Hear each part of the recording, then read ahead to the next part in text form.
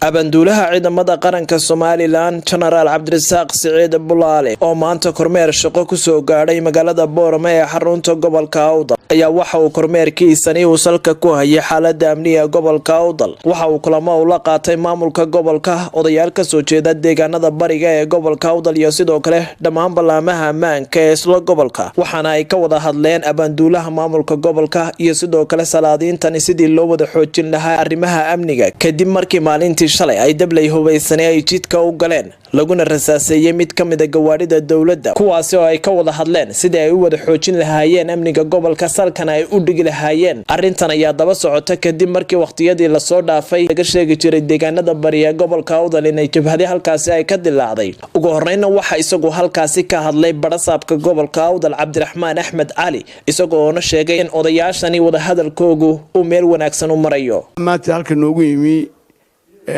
General Cabdirasaaq Siciid Bulaale oo abaanduulka ciidanka qaranka taasoo aan kulamo gaargaar yeelanay markii hore ciidanka xagga iyo tuli iyo guriyaal kula soo shiray kadibna aniga iyo abaanduulka aan kula shiray halka odayaal dhaqan oo Suudaanku hogaaminayo Suudaan Saleebaan aan ka wada hadalay arrin yar oo nabadgelyada ah aan maanta insha Allah billahi kariim soo afjarmaya oo aan saan ku ballanay inuu maanta soo afjarmo waxaan kaga wada hadalay ballan baan ku kala qaadanay bari ila saddex dambe ila sabtida adigu ugu dambe sabtida inaan ku soo afjarro aniga nabadgelyo islaan halka in yari ka dhacday dhankiisa waxa isaguna hadal ka qaatay General Cabdirasaaq Siciid Bulaale ahna abaanduulaha ciidanka qaranka Somaliland isagoo ku baaqay sidii loo xoojin lahaa loogana wada shaqeyn lahaa amniga gobolka Awdal ayaa waxa uu tilmaamay waxaan u yimi arinta gobolka nabadgelyada kormeerkaygii ciidamada caadiga ahaa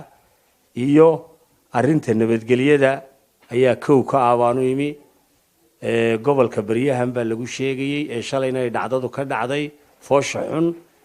ee wadada la galay laguna rasaaseeyay baabuur dawladeed arinta iyada waxaan la kulanay dhammaan guddigii nabadgelyada kulan baan la yeelashay waxaan kaloo la kulanay odayaashii dhaqanka oo suldaanku hogaaminayo ka hor dhici maayo wada hadal iyo rajo fiican baanu qabnaa